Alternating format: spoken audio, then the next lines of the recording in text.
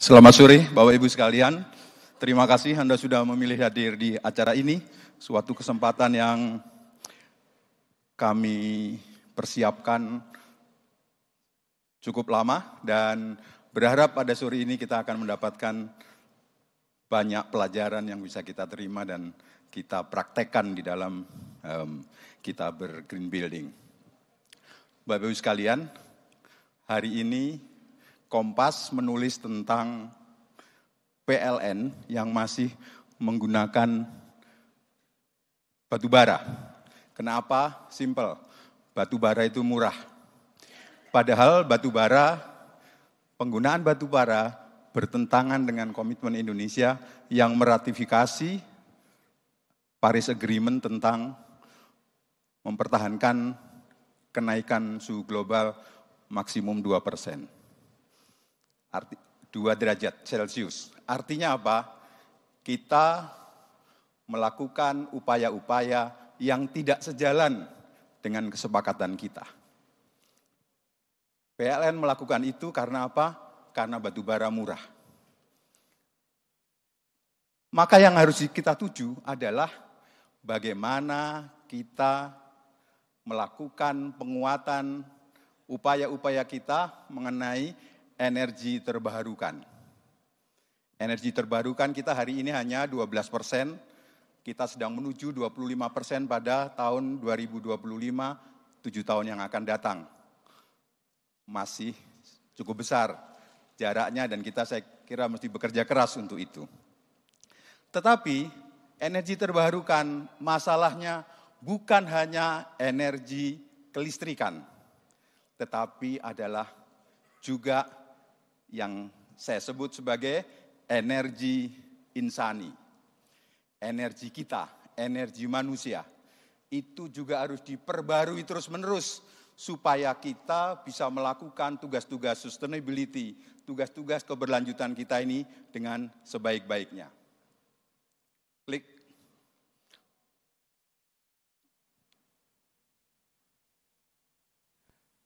Energi insani kita, klik lagi. Energi insani kita, ya badan kita ini. Mari kita buat badan kita ini punya daya sebagai suatu sumber daya supaya kita bisa terus melakukan hal-hal yang penting yang ditugaskan kepada kita sebagai amanat untuk menjaga planet kita. Fisik, eterik, emosional, mental, dan spiritual. Ini dimensi-dimensi manusia, dimensi energi yang mesti kita perkuat. Untuk itu, lanjut, maka kita perlu melakukan kembali kesadaran kita tentang apa yang Thomas Friedman katakan di dalam bukunya The World is Flat, Bumi Datar. Dia mengatakan globalisasi ada 3 era. Era yang pertama, dari sejak kedatangan Columbus sampai tahun 1800-an, itu adalah bicara tentang unsur pelaku-pelakunya adalah negara. Globalisasi dilakukan oleh negara. Pada waktu itu memang belum berbentuk negara, tetapi berbentuk kerajaan-kerajaan besar, dan dasarnya adalah tentang Renaissance dan pencerahan, enlightenment. Kemudian globalisasi tahap era yang kedua, globalisasi 2.0 katanya dia, dari tahun 1800 sampai kemarin tahun 2000-an belum selesai, itu dasarnya dari revolusi industri dan globalisasi itu dilakukan oleh pada tingkat company, pada tingkat korporasi, pada tingkat perusahaan. Mereka lah yang menjadi wakil-wakil kita berhubungan dengan seluruh dunia, dilakukan oleh company, dilakukan oleh perusahaan. Hari ini globalisasi 3.0 itu mengatakan bahwa mulai dari tahun 2000 sekarang dasarnya adalah revolusi informasi, itu globalisasi oleh individu. Individu-individu, kita-kita inilah yang akan menjadi pelaku-pelaku globalisasi. Kita akan melakukan suatu bisnis, suatu industri, suatu pertukaran informasi, pertukaran data, pertukaran kegiatan-kegiatan trading dan seterusnya, basisnya adalah kita.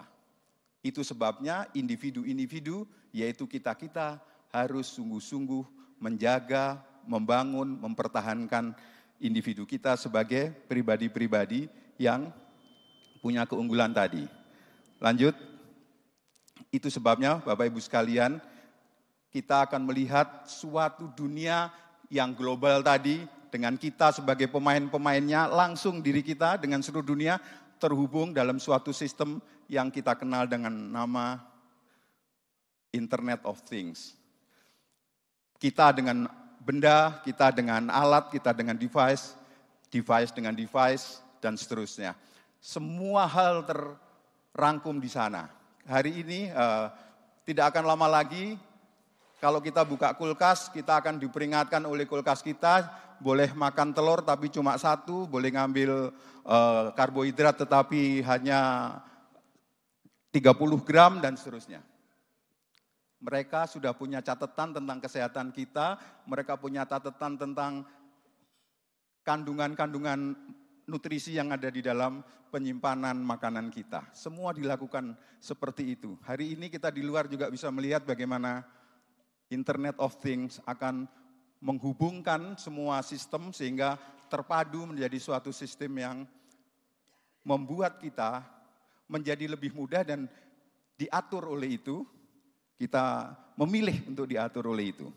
Baik, dengan demikian ketika kita sampai di Internet of Things, itu salah satu unsur nomor satunya yang disebutkan di dalam Internet of Things adalah building.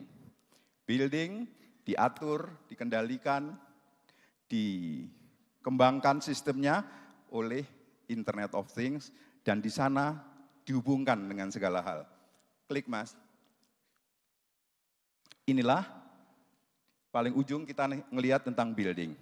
Baiklah, kira-kira itu yang perlu kita lakukan sehingga kalau kita mau melihat kembali kepada keseluruhan ini, kalau kita bicara tentang 3 pilar sustainability, klik 3 pilar sustainability, energi insani kita itu tentang, kalau kita bicara tentang 3P, people, profit, and planet, kita sendiri juga harus menjadi individu-individu yang sustainable. Untuk itu kita perlu adil, layak, dan bersemangat. Sedemikian sehingga kalau kita bersama komunitas, kita bisa berkarya produktif dengan peduli lingkungan. Terakhir, mari kita kembangkan diri kita antara lain melalui pertemuan-pertemuan seperti ini, supaya kita bisa membangun energi insani kita dengan sebaik-baiknya. Klik Mas. Lanjut, menjadikan energi insani kita terbarukan demi membangun individu cerdas berkelanjutan. Terima kasih, selamat berseminar, dan kita akan membangun diri kita menjadi individu yang cerdas dan berkelanjutan. Terima kasih.